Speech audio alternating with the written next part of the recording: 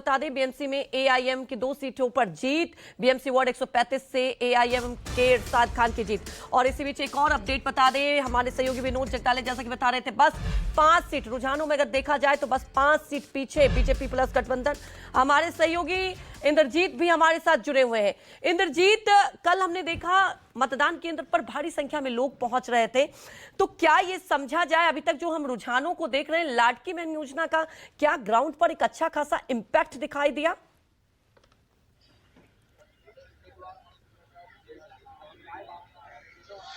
जी बिल्कुल इम्पैक्ट दिखाई दिया। और जिस तरह से आपने देखा कि विधानसभा चुनाव में लाडली बहन का योजना का इम्पैक्ट हुआ था, उसका निश्चित तौर पर इस चुनाव में भी थोड़ा इम्पैक्ट हुआ।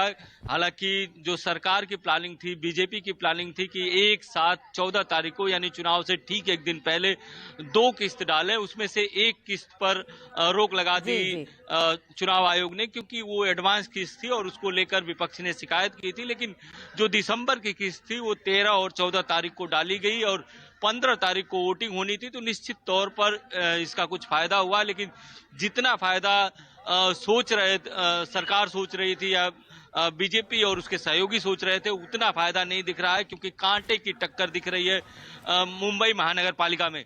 भले ही मुंबई के आसपास बीजेपी और उसका गठबंधन आगे चल रहा हो, लेकिन मुंबई महानगर पालिका सबसे अहम है, क्योंकि सारी महानगर पालिकाओं को अगर आप एक साथ जोड़ दें तो उतना बजट मुंबई महानगर पालिका का अकेले ही है। 75,000 करोड़ का सालाना बजट है और मुंबई का किंग कौन होगा उस पर सभी की नजर है और सभी पार्टियां इसके लिए पूरी ताकत झोंक दी थी।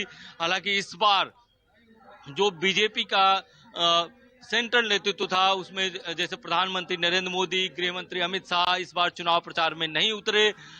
इसको लेकर विपक्ष का ये कहना था कि शायद उनको पहले से ही मालूम हो कि ये चुनाव हम हार जाएंगे। वहीं सत्ता पक्ष यानी बीजेपी और शिवसेना शिंदे गुट का कहना था कि हम अपने जीत के प्रति आश्वस्त थे, इसलिए हमने अपने बड़े नेताओं को नहीं बुलाया कि हम देवेंद्र फडणवीस के नेतृत्व में और एकनाथ शिंदे के नेतृत्व में ये चुनाव जीत लेंगे, इसीलिए दिल्ली के बड़े नेताओं को इस चुनाव में नहीं बुलाया गया। ये दिखाई भी दे रहा है, अगर रुझानों की बात की जाए इंद्रजीत,